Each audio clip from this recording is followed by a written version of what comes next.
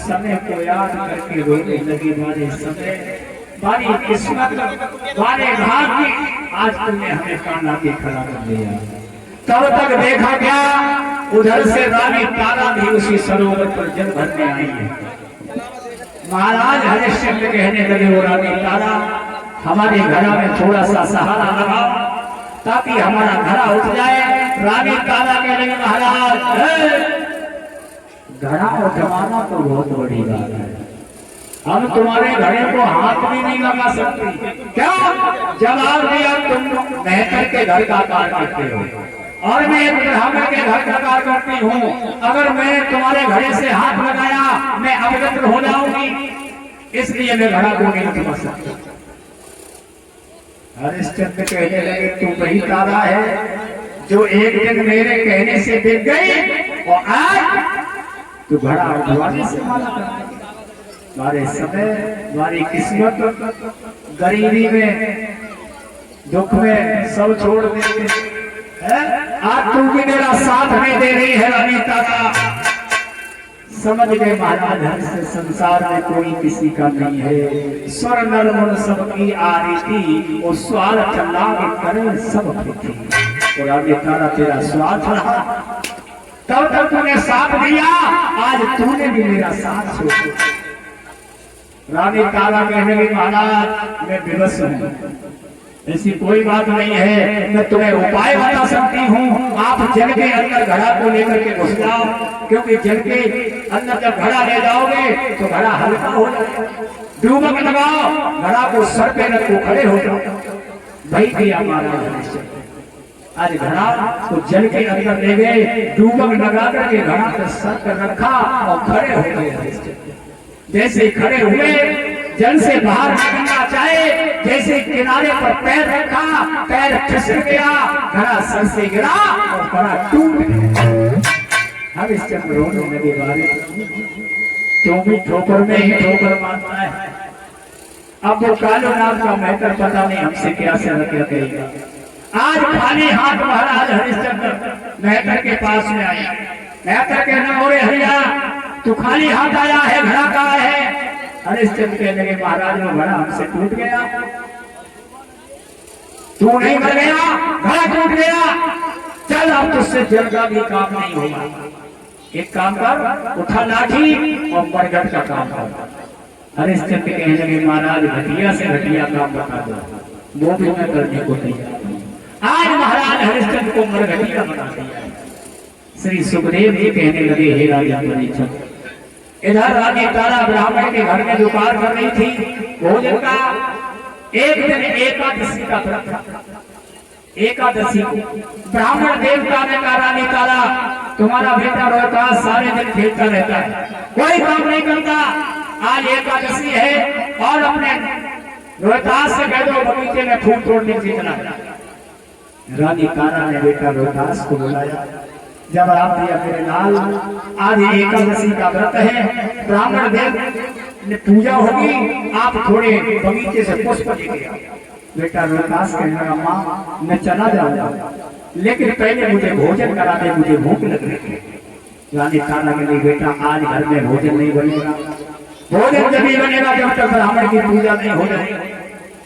रोहतास कहने लगा माँ अगर घर में शाम का बचा हुआ कोई भोजन रखा हो मुझे खिला। रानी तारा के लिए बेटा घर में शाम को कोई भोजन नहीं बचा, मेरे लाल जब तुम बगीचे से फूल तोड़ के वापस आओगे मैं तुम्हें भोजन करूंगा। तुम बगीचे में चला। आज बेटा रोहतास हाथ में टोकरी लेकर के बगीचे के अंदर जाता है, चुन चुन के पुष्प तोड़ तोड़ करके उस टोकरी में रखता जाता है। वही विश्वामित्र ने देखा बड़ा सुंदर मौका है, एकदम से रूप बदला और सर्प रूप में आए विश्वामित्र एक बड़े सुंदर से पुष्प में आकर के छिप करके बैठे। और जैसे बेटा रोहितास में बड़ा सुंदर फूल है, बड़ा सा पुष्प समझ करके जैसे आगे हाथ बढ़ाया, उसी विश्वामित्र ने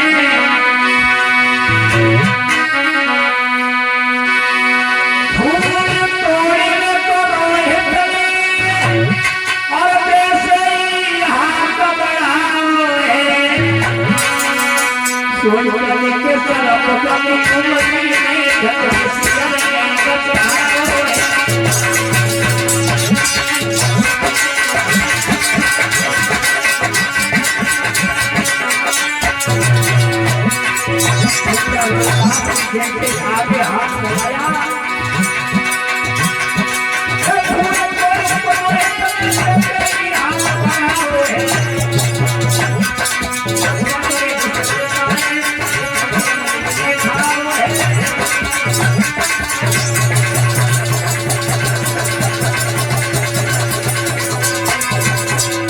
एकदम से बेटा रोहतास की उंगली में डस लिया। रोहतास हाय माँ कह करके जमीन पर गिर पड़ा, मूर्छा आ गई। भाई विश्वामित्र काशी की गलियों में आए, काशी के लोगों, एक बालक बगीचे में गया है जो हाय माँ चिल्ला रहा है, उसे सर्प ने डस लिया। और जो रानी तारा ने सुना मेरा ही लाल बगीचे में गया है, क्या हुआ मेरे लाल को सर्प ने खा लिया। एकदम से रानी तारा भागी, ब्राह्मण के पास में कहने लगी, ब्राह्मण ने मुझे आज्ञा दे दो, मेरा लाल बगीचे में फूल तोड़ने गया था, उसे सर्प ने डस लिया है, मैं अपने लाल को देखा हूँ, मेरे लाल को क्या हो गया। ब्राह्मण कहे नहीं, पहले घर में बोल बना, अंदाजा लगाना, जिस मैया का लाल बगीचे में तड़प रहा हो, मौत की एक एक सांस मिल रहा हो, उस माँ से कैसे भोजन बनेगा। रानी तारा के लिए मेरे लाल, मैं परवश में हूँ, परवश में हूँ, परवशता है, सब भांत मौत ही आई है, इस गोर गिरूं तो कुआ है, उस गोर गिरूं तो खाई है। मेरे लाल, मैं परवश में हूँ। भोजन बनाया उस माँ ने, भोजन बनाने के बाद रानी तारा के लिए ब्राह्मण देव के आप में जा सकती हूँ, पहले भगवान का भोग लग जाने अंदाजा लगाना उस माँ के दिल पर क्या बेइज्जती होगी। आज भगवान का भोग लगने के बाद रानी तारा भागी बगीचे की तरफ, मेरे लाल बेटा रोहतास मैं आ रही हूँ मेरे लाल। मैया तारा भाग खड़ी हुई, तब तक रोहतास को मूर्छा आ चुकी।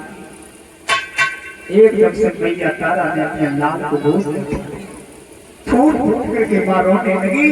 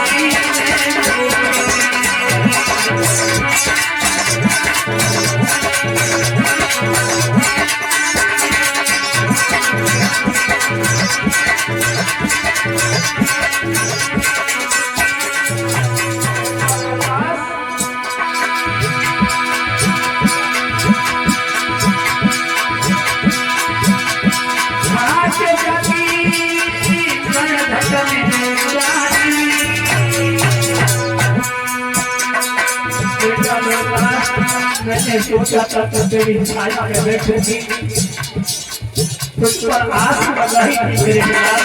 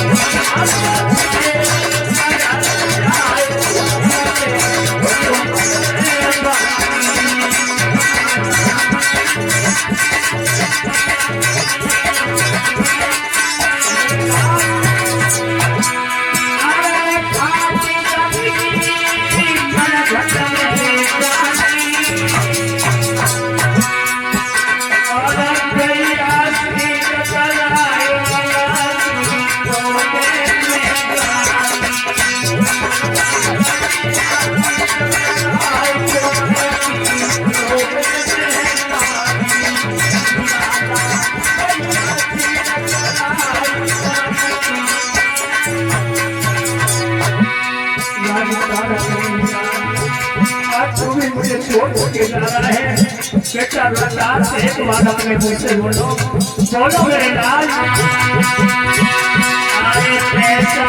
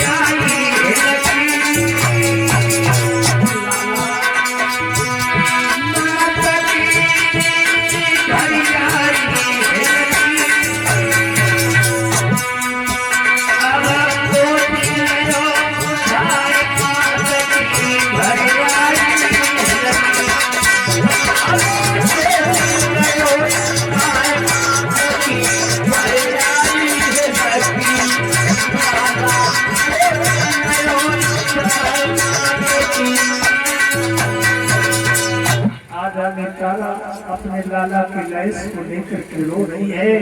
आधी साड़ी फाड़ करके मैया ने अपने लाल को कफन बनाया, आधी साड़ी अपने तन की आबरू को बचाने के लिए छोड़ी। आज वो माँ अपने लाल की लैस को लो करके चली है गंगा की तरफ। अंधेरी रात है, आज वो माँ जब रात्रि में गंगा की तरफ पहुंची, हरिश्चंद्र पहरे गाड़ी पे है, आवाज लगाई कौन है जो रात्रि में चोरी से लैस बनाना चाहता है। सावधान, रानी तारा के लगी महाराज मैं हूँ रानी तारा, ये बेटा रोहदास है, मेरे लाल को सर्प ने दस लिया है। हरिश्चंद्र कहने लगे कौन किसकी रानी और किसका बेटा? रानी तारा को दिन याद करो जब मैंने तुमसे घड़ा उठाने को कहा। आज रानी आज राजा मतलब से मैं कुछ नहीं जानता, अगर तुझे लेस को दफनाना है तो पहले करका टका दे। रानी तारा के नबी महाराज अपनी निर्दयी न बनो, ये आपका पुत्र है, बेटा रोहतास है। हरिश्चंद्र में लगे कोई किसी का नहीं है संतान, सब स्वार्थ के हैं। उसी समय आदि साड़ी जो मां अपने तन की आबरू को बचाई हुई थी वो भी दान करके टका में दी गई। इसी बीच में ये अनिल कुमार, हरिओम कुमार, अमित कुमार, शनौत, सुवर सिंह, ये भैया सुवर सिंह के तीनों बालक हैं, 100 रुपए से सम्मानित कर रहे हैं। उसमें लिखा कोई भैया सुना दीजिए, जरूर सुनाएंगे भैया, समय तो बहुत विलंब हो गया है ना। वो कृष्ण अवतार की कथा भी हो रही है थोड़ा। आज रानी तारा अपने बेटा रोहतास के गैस को गंगा में,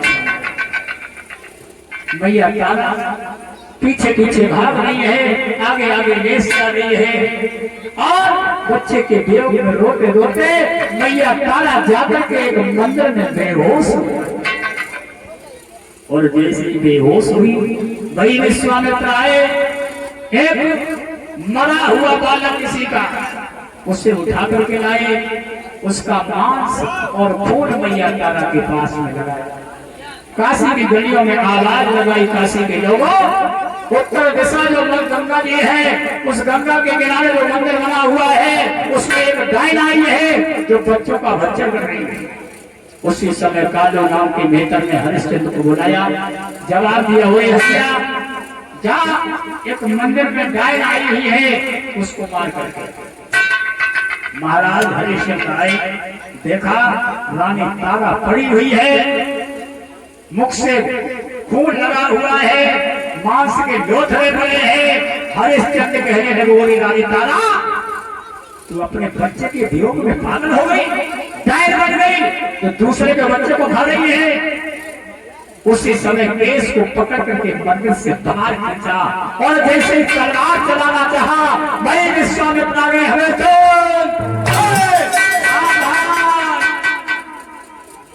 पीछे से तलवार पकड़ी विश्वामित्र, रुक जाओ हरिश्चंद्र, क्या करोगे?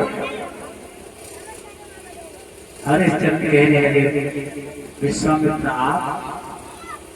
जवाब दिया हरिश्चंद्र, है वास्तव में मैंने जैसा तेरा नाम सुना वैसा ही तू निकला, तू बहुत बड़ा रानी है हरिश्चंद्र, ये तेरी परीक्षा थी और परीक्षा में तू सफल हो गया।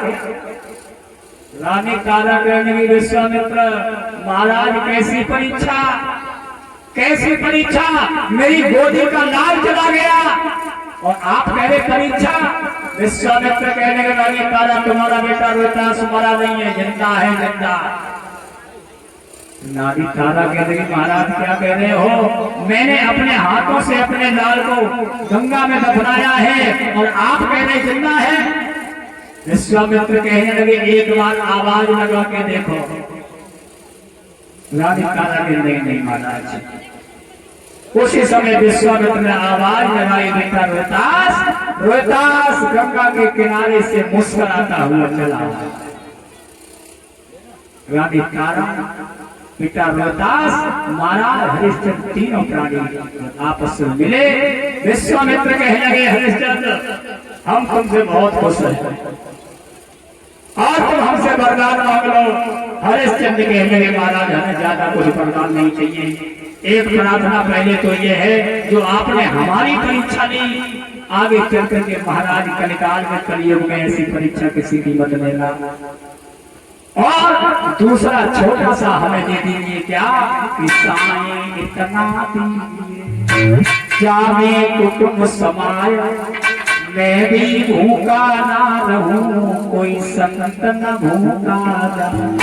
बस ज्यादा हमें कुछ नहीं चाहिए। अगर रानी तारा मांगना चाहे तो मांग सकती है। रानी तारा कहने लगी, श्रीमन हमें भी ज्यादा कुछ नहीं चाहिए। जब जब इस संसार में, इस भूतल पर जब जब मेरा जन्म हो तो हमें यही बेटा और यही पति प्राप्त हो। भगवान की। विश्वामित्र ने कहा, जाओ हरिश्चंद्र, जब तक सूरज चांद सितारे रहेंगे, गंगा यमुना में जल रहेगा, तब तक तुम्हारा नाम दुनिया में अमर रहेगा, अमर रहेगा।